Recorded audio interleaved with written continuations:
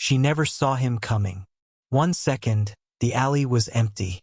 The next, a hand clamped over her mouth and pulled her hard into the dark. Her phone hit the ground. His voice was low, urgent, almost calm. "Don't scream. Don't move." Then she heard it too, footsteps slowing at the alley entrance. "Before we begin, tell us where you're watching from. Drop your country in the comments below." The smell of garbage and rain-soaked brick filled her lungs as he pressed her back against the wall. The man didn't look at her face. He watched the street instead, body angled, ready. His grip wasn't cruel, just firm enough to keep her still. She could feel his heartbeat through his forearm. Steady, controlled.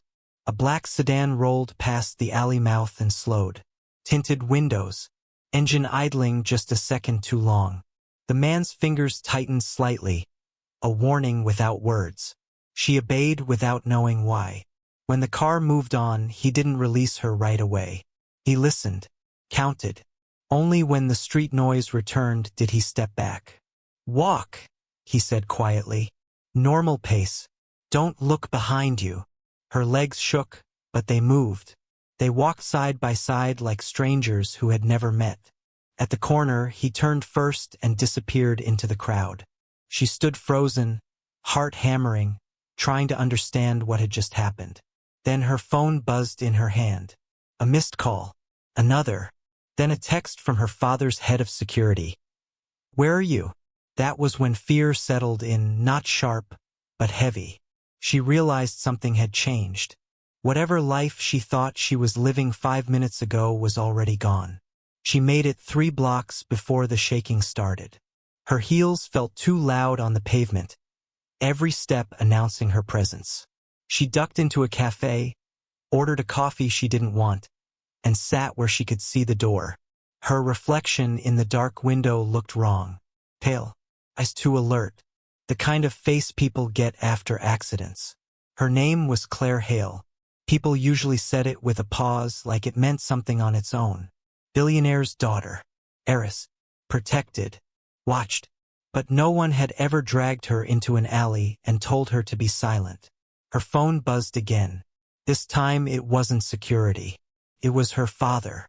1 missed call. Then another. She didn't answer. Not yet. She replayed the moment in her head. The timing. The car. The way the stranger never asked who she was. Like he already knew. Outside, rain began to fall, thin and steady. She watched people hurry past, unaware. For the first time in her life, the city didn't feel like a playground or a backdrop. It felt predatory. When she finally stood to leave, a folded napkin slid from the table. She hadn't noticed it before. Written in pen, 3 words. "They aren't yours." She read the words twice before understanding what they meant. They aren't yours. Not your bodyguards. Not your drivers. Not the men paid to keep you safe. Her chest tightened. Outside, a familiar SUV waited at the curb. Same driver. Same security detail she'd known for years. One of them stepped forward, smiling with practiced relief. "There you are, Claire. Your father's worried." She almost went with them. Habit pulled hard. Comfort. Safety. But then she noticed the driver's hand resting too close to the center console. Not relaxed. Ready. The stranger's calm voice echoed in her head. "Walk. Normal pace." "I forgot something," she said, forcing a smile. "I'll catch up." The guard hesitated. Just a fraction. Enough. She turned and walked the opposite direction, heart pounding so hard it hurt. She didn't run. She remembered the rule. Normal pace. At the next intersection, she felt it again. That sense of being guided without being seen. A reflection in glass. A figure across the street. Always there, never close.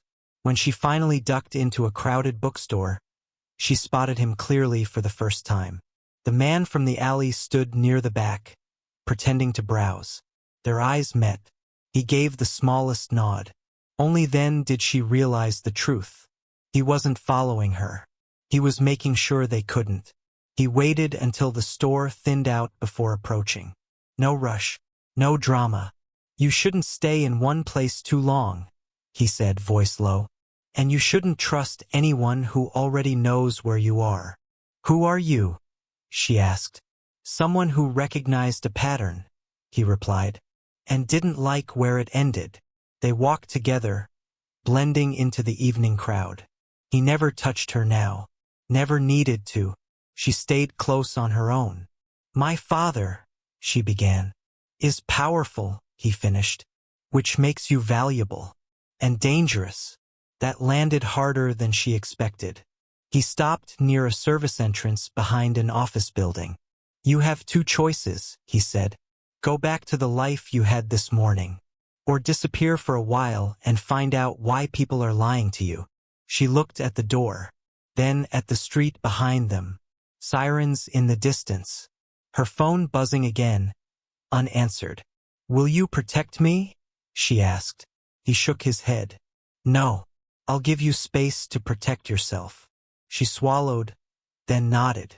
As they stepped into the shadows, she realized something terrifying and strange. For the first time in her life, no one was in charge of her safety, and somehow that made her feel more alive than afraid. They moved through back streets and service corridors Claire had never noticed before. Even though she'd lived in the city her entire life, he chose routes without hesitation, avoiding cameras, crowds, and dead ends. It wasn't fear driving him. It was habit. They stopped inside a dim underground parking structure beneath an abandoned office complex. The air smelled of oil and dust. He finally gave her his name. Evan. Just that. No last name? She asked. He shook his head. Names create trails. He asked her questions then. Not about money. Not about status, about routines. Who approved her schedule? Who had access to her phone? Who decided where she went without asking her opinion? As she answered, she began to hear it herself, the pattern tightening. The same people, the same routes, the same sense of protection that suddenly felt like control. My father wouldn't hurt me, she said, more to herself than to him. I don't think he would, Evan replied. That doesn't mean others won't use him to reach you. He handed her a cheap burner phone. This stays off unless I say otherwise. If anyone asks where you are, you say you needed space. And if they don't believe me, they won't, he said calmly. That's when we learn how far this goes. For the first time, Claire understood this wasn't about hiding. It was about waiting. They spent the night in a small, rented apartment above a closed tailor shop. It was clean but sparse. No personal photos, no clutter, just a mattress on the floor and a single chair by the window. Evan barely slept. She noticed it in the way he sat, back against the wall, eyes closing only in short intervals. When she asked if he was okay, he nodded without opening them. You used to do this for a living, she said quietly. Yes. Why stop? He opened his eyes then. Because eventually you realize you can't save everyone. And the ones you do save never know what it cost. The city outside hummed through the night. Claire lay awake, staring at the ceiling, thinking about the napkin, about the alley, about how easily her world had tilted. Just before dawn, Evan checked his phone and frowned. They moved faster than I expected, he said. What does that mean? It means your father's security team filed a missing person report, he replied. But they didn't call the police. Her stomach dropped. Why wouldn't they? Because someone convinced them not to. Silence stretched between them. Evan stood and grabbed his jacket. We're leaving. Now. Claire didn't argue. She was done pretending this was a misunderstanding. As they stepped into the early morning light, she felt something settle inside her. Trust, maybe, or the understanding that ignorance had been a luxury she no longer had. They changed vehicles twice before noon. Once in a grocery store parking lot, once near the waterfront, blending into tourists and joggers. Evan paid cash. Always cash. Claire watched him closely now. The way he scanned reflections. the way his body shifted when footsteps matched their pace too long. This wasn't paranoia. It was calibration. At a quiet pier, he finally stopped. "This is where you decide," he said. "After this, there's no clean way back." She looked at the water. Gray. Endless. "My father built everything on control," she said slowly. "Companies, people, narratives." She turned to Evan. "If someone wanted to hurt him, they wouldn't come at him directly. They'd use you," Evan said. She nodded. "And if he knew?" Evan didn't answer right away. "If he knew," he said carefully, "he might believe protecting you means keeping you silent." That hurt more than she expected. A black SUV rolled past the pier entrance, slowed, then continued. Evan's jaw tightened. "They're narrowing the circle," he said. Claire took a breath. "Then stop running." He looked at her sharply. "Let's find out who's lying," she continued. "All of them." Evan studied her for a long moment. Then he gave a small, approving nod. "All right," he said. "But understand this, truth doesn't always free people." "I know," she replied. "But it tells you who you're really dealing with." The decision was made. And somewhere behind them, the hunt began in earnest. They set the trap that afternoon. Nothing dramatic. No confrontation. Just a message sent from Claire's real phone, powered on for exactly 30 seconds. "I'm safe. I need time. Please don't look for me." Evan watched the network traffic spike almost instantly. "Too fast," he murmured. "Someone's monitoring you directly." Within an hour, the city shifted. More patrol cars. More private security vehicles. Not searching, positioning. They took shelter inside an old ferry terminal closed for renovations. Dust hung in the air like fog. Evan climbed to the upper level, watching through broken glass. "They're not coordinating with police," he said. "They're coordinating with each other." Claire felt cold. "That means this isn't about my safety." "No," Evan said. "It's about control." A familiar voice echoed below. Her father's chief of security, speaking calmly into a phone, giving instructions. Claire stepped forward before Evan could stop her. She watched from the shadows as the man she'd trusted for years issued orders to lock down exits. Her hands shook, not with fear, but with clarity. Evan leaned close. "You see it now?" "Yes," she whispered. "And they'll never tell my father the truth." "Which means," Evan said, "if you want answers, you don't go to him." She swallowed hard. "Then where do I go?" Evan's eyes stayed on the man below. "To the people who think you don't know how dangerous you are." The silence that followed wasn't empty. It was loaded, waiting for what came next. They didn't leave the ferry terminal right away. Evan made Claire sit, breathe, drink water. Shock didn't announce itself loudly. It crept in once the danger paused. "You okay?" he asked, not looking at her. "I don't know," she said honestly. "But I'm not confused anymore." "That's worse sometimes," he replied. He explained the shape of it then, without names or accusations. Private security firms overlapping with corporate interests. Loyalty purchased slowly, invisibly. No one thinking they were the villain. Just people following incentives. "They don't need to hurt you," Evan said. "They just need you quiet long enough for something to finish." "What?" He hesitated. "I don't know yet. But whatever it is, your leverage." They moved again at dusk, slipping into a maintenance tunnel that led toward the financial district.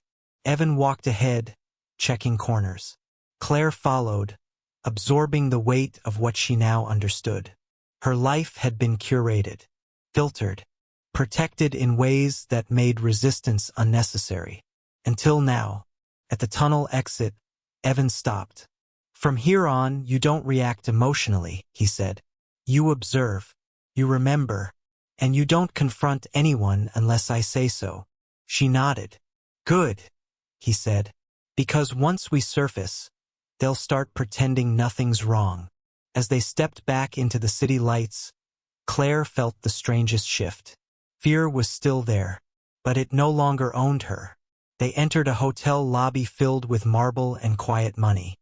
Evan chose it deliberately, too public for violence, too polished for mistakes. Claire caught her reflection again, this time composed, almost convincing. Her phone vibrated. A message from her father. "Please come home. We can talk." She showed Evan. "They're changing tactics," he said. "That means pressure from somewhere else." They sat apart in the lobby cafe, pretending not to know each other. Evan watched exits. Claire watched people. That's when she noticed the man near the elevators. Expensive suit. No luggage. Pretending to scroll. He never ordered anything. "He's not security," she murmured. Evan glanced once. "No, he's a messenger." Minutes later, the man approached her table alone. "Miss Hale," he said gently, "your father is very worried." "I'm sure," Claire replied. "There are complications," he continued. "Things you don't fully understand." She smiled politely. "Then explain them." He hesitated. Just long enough. Evan stood. "Conversation's over." The man stiffened.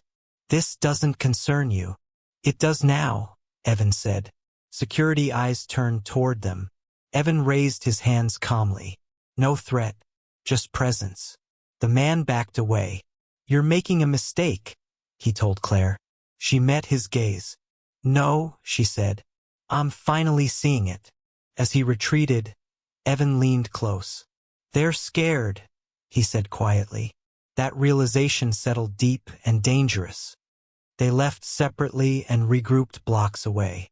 Evan moved faster now, urgency creeping into his control. "That wasn't improvisation," he said. "Someone authorized contact." "Which means?" Claire asked. "It means whatever they're protecting is close to exposure." They ducked into a freight elevator inside a mixed-use tower Evan clearly knew. He keyed in a code without hesitation. The elevator descended below street level. The doors opened into a data operations floor. Quiet, humming, alive with servers. "This building hosts mirrored backups for half the city," Evan said, "including your father's companies." Claire's pulse quickened. "You planned this." "I prepared for the possibility," he corrected. He handed her a tablet.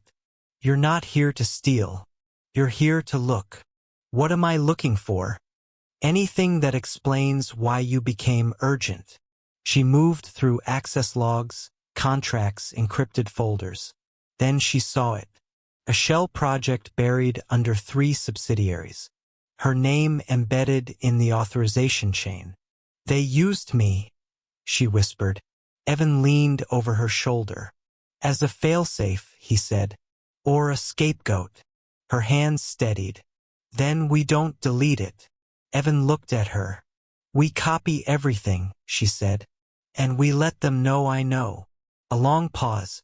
"Once we do that," Evan said, "there's no going back." Claire didn't hesitate. "I already left," she replied. The upload took 11 minutes. Each one felt heavier than the last. Evan monitored the building systems while Claire watched progress bars crawl forward. Somewhere above them, people were still drinking, laughing, believing the world was stable. Then alarms began, not loud, but deliberate, internal, controlled. "They've noticed," Evan said. Footsteps echoed in the stairwell. Not rushed, confident. "You need to decide something," Evan said quietly. "Right now." She looked at him. "What?" "When this breaks, they'll try to discredit you, paint you as unstable, or reckless. And you." "I disappear," he said. "That's how this works." She swallowed. "You don't have to." He met her eyes. "I do." The doors at the far end opened. Voices. Orders given softly. Evan pulled a flash drive from the console and pressed it into her hand.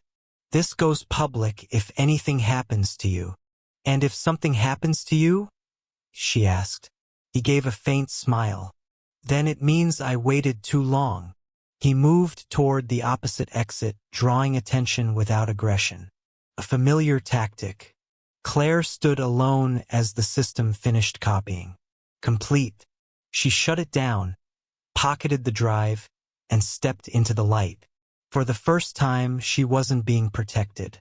She was being tested. And she was ready. They didn't grab her. That surprised her. Instead, they surrounded her with politeness. Calm voices. Familiar faces from her father's world. Men who had shaken her hand at fundraisers and smiled at birthdays. Claire, one of them said gently, you don't need to do this. She held the flash drive in her pocket, fingers wrapped tight around it. Do what? Escalate, he replied. You're tired. You're overwhelmed. Let's take you home. Home. The word felt distant now. She looked past them, toward the elevator Evan had taken. No sign of him. No noise. That scared her more than guns would have. I want to speak to my father, she said. The men exchanged a glance. Too fast. Too practiced. Of course, one said. Soon. They guided her upstairs, not forcefully, but firmly. In a private conference room, glass walls dimmed at the touch of a button. Privacy engineered at the press of a finger. Her phone was placed on the table in front of her. Powered on. Ready. Just tell him you're safe, the man said. That's all. She stared at the screen. This was the moment Evan had warned her about. Not violence. Comfort. She picked up the phone and didn't dial. They waited, letting silence do the work. Claire stood instead. Before I call him, she said, I want to understand something. The man smiled patiently. Of course. Why was my name attached to a shell project I've never heard of? The smile didn't disappear. It hardened. That's complicated, he said.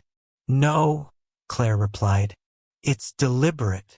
She reached into her pocket and placed the flash drive on the table. Not sliding it. Setting it down. Ownership in the motion. I know what it's for, she continued. I know how it works. And I know why I was chosen. The room shifted. Subtle. The air changed when power realized it was being seen. You don't understand the consequences, the man said quietly. I understand leverage, Claire answered. You used me because I'm visible, untouchable. Or you thought I was. Another man spoke from the corner. This protects your father. Her chest tightened. No, she said. It protects you. Silence stretched again, but this time it wasn't theirs. If I disappear, she said, this goes public. If I speak, this goes public. The only way you control this is by letting me walk out. They studied her, not as a child, not as an asset, as a risk, and for the first time Claire saw doubt. No one spoke. No one moved. She answered, Claire, her father said, voice tight with relief. Where are you? I'm safe, she replied. It was true. For now. You scared everyone, he said. Why didn't you call? She closed her eyes. Because I needed to know who would try to stop me. A pause. Not long, but enough. What are you talking about? He asked. She opened her eyes and looked directly at the men across from her. There are people around you who are lying, she said calmly. Using my name, my access. That's not possible, he said too quickly. It is, she replied. And you're going to find out. She ended the call before he could respond. The men stared at her now with something close to respect and fear. You just made this very difficult, one said.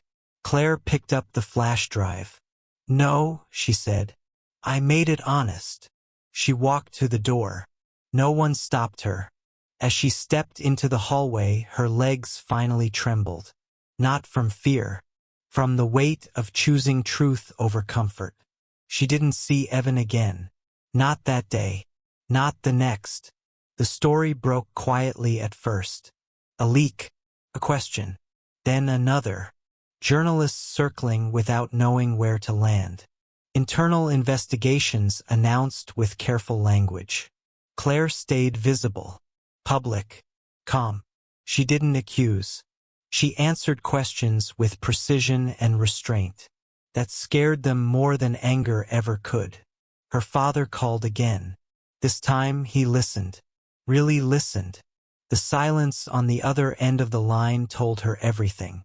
Security changed. People vanished from roles they'd held for decades. Boards reshuffled. Statements issued. The machine corrected itself the only way it knew how, slowly and under pressure.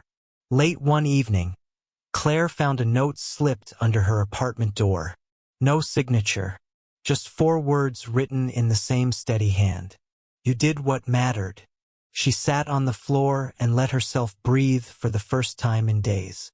Evan was gone, as promised, but his absence didn't feel empty. Felt intentional, like space left behind so something stronger could stand on its own. Claire stood, walked to the window, and looked out over the city. It hadn't changed. She had, and that was enough. The hearing room was smaller than she expected. No grand stage, no dramatic lighting, just wood paneling, microphones, and people who had learned how to listen without reacting. Claire sat alone at the table. No lawyers flanking her. No handlers whispering advice. That too was deliberate. She spoke carefully, not emotionally. She laid out timelines, documents, authorizations. She never raised her voice. She didn't need to. Every sentence landed because it could be verified. Across the room, men avoided her eyes. Others watched with the stillness of people recalculating their futures. When questions came, they were sharp. She answered them anyway. When doubt surfaced, she didn't defend herself. She clarified. That restraint did more damage than outrage ever could. During a short recess, she felt it again. That sense of being observed without being crowded. She turned, scanning reflections in the glass. Nothing obvious. Good, she thought. That meant he was still gone. When the session ended, no one applauded. No one thanked her. That felt right. Justice wasn't supposed to feel satisfying in the moment. Outside, reporters waited. She stopped long enough to say one thing. This wasn't about exposing anyone, she said. It was about refusing to stay silent when silence became convenient. Then she walked away. For the first time, the path ahead didn't feel chosen for her. Life didn't return to normal. It reassembled itself into something quieter, more deliberate. Claire moved out of her old apartment, changed routines, not out of fear but awareness. She learned how to exist without assuming protection was automatic. Her relationship with her father shifted. Less certainty, more honesty. They spoke carefully now, like people rebuilding trust rather than inheriting it. One afternoon, she visited the alley. The same one. Trash collected. Brick cleaned. Nothing to mark what had happened there. She stood for a long moment, listening to the city breathe. That was when she noticed the napkin taped inside a utility box nearby. Old. Faded. 3 words. Rewritten. Still watching the patterns. She smiled despite herself. Claire didn't look for Evan after that. She understood the rule. Some people pass through your life to correct its direction, not to stay in it. She began working quietly with oversight committees, advising without attaching her name to outcomes. Influence without ownership. Power without spectacle. Felt right. At night, when the city settled, she sometimes thought about the moment in the alley. The hand, the silence, the choice she hadn't known she was capable of making. She slept better now, not because the world was safer, but because she was no longer asleep inside it. Section 19 almost equals 210 words. Months later, the case concluded without ceremony. Charges filed. Deals struck. systems adjusted just enough to survive. Claire watched the final report upload from her kitchen table, coffee cooling beside her. No celebration, just acknowledgement. Her phone buzzed once. An unknown number. No message. She didn't call back. Some things didn't need answers. She took a walk afterward, through streets she once moved through without noticing. She noticed everything now. The rhythm of footsteps, the pauses at corners, the way people revealed themselves in small decisions. A man stepped aside to let her pass. Another held a door without looking for thanks. Ordinary moments. Quiet decency. That was the part no one ever talked about. The world didn't change because of grand revelations. It changed when people refused to look away from small truths. At a crosswalk, she hesitated, then stepped forward before the signal changed, trusting herself. On the other side, she felt something settle, not relief, not pride. Acceptance. She had lost the comfort of ignorance. She had gained agency. And somewhere beyond the city, she imagined Evan continuing on, correcting patterns, leaving no trace, never staying long enough to be thanked. That thought didn't make her sad. It made her steady. Months later, the case concluded without ceremony. Charges filed. Deals struck. Systems adjusted just enough to survive. Claire watched the final report upload from her kitchen table, coffee cooling beside her. No celebration, just acknowledgement. Her phone buzzed once. An unknown number. No message. She didn't call back. Some things didn't need answers. She took a walk afterward, through streets she once moved through without noticing. She noticed everything now. The rhythm of footsteps, the pauses at corners, the way people revealed themselves in small decisions. A man stepped aside to let her pass. Another held a door without looking for thanks. Ordinary moments. Quiet decency. That was the part no one ever talked about. The world didn't change because of grand revelations. It changed when people refused to look away from small truths. At a crosswalk, she hesitated, then stepped forward before the signal changed, trusting herself. On the other side, she felt something settle, not relief, not pride.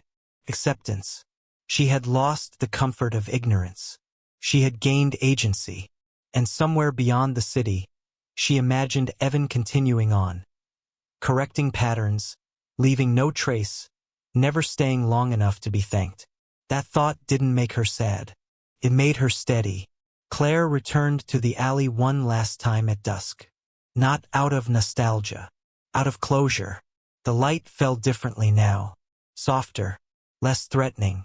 Or maybe she was. She stood where she had been pulled into the dark and replayed the moment. Not as fear, but as a turning point. The second someone treated her not as someone to be managed, but as someone capable of choosing. That had been the gift. She left nothing behind. No marker. No message. Some moments didn't need to be remembered publicly to matter. As she walked away, her phone vibrated. A news alert about something else. Another story. Another cycle beginning. Claire slipped the phone into her pocket and kept walking. She didn't know what came next. That uncertainty no longer frightened her. It grounded her. Power, she had learned, wasn't about control. It was about responsibility and knowing when to step forward without being pushed.